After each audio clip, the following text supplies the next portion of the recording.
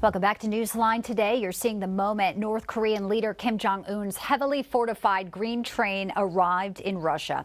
His arrival marks a possible turning point in Putin's war in Ukraine as the two sides could strike a major arms deal. London correspondent Shelby Wilder traveled to Ukraine. She's in Lviv right now with the very latest on this face-to-face meeting. Shelby, welcome in. And also some reports today of Putin speaking about former President Donald Trump's indictments.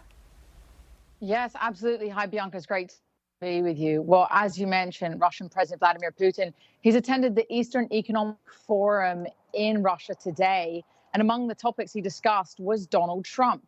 Putin said the charges against former President Donald Trump were politically motivated and that this was a persecution of a political rival in the United States. The Russian president is currently in Vladivostok for the Economic Forum and is set to meet with North Korea's leader later this week. This is Kim Jong Un's first post-pandemic trip abroad. He traveled by an armored train with the top military leaders to Russia's Far East. And the two global pariahs, Vladimir Putin and Kim Jong Un, last met in 2019, but a lot has changed since that time. Both countries have dire needs, and it's expected that arms negotiations will be at the top of their agendas. Russia seeks ammunition for its military equipment with the war in Ukraine. Meanwhile, North Korea needs food and would happily welcome cheap oil and gas, along with necessary technology to launch nuclear-propelled submarines, for example.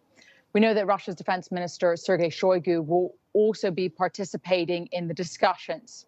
The U.S. warned that it will hold accountable by way of sanctions any entity that supplies Russia with weapons for its war in Ukraine, as the transfer of arms from North Korea to Russia would violate multiple United Nations Security Council resolutions. Unsurprisingly, the Kremlin dismissed statements from the U.S. State Department voicing concerns over these impending meetings. Otherwise, very briefly, some news from Ukraine's front lines with a counteroffensive we have been following. Ukraine released footage detailing that its special forces have recaptured offshore oil rigs in the Black Sea that were seized during Russia's annexation of Crimea.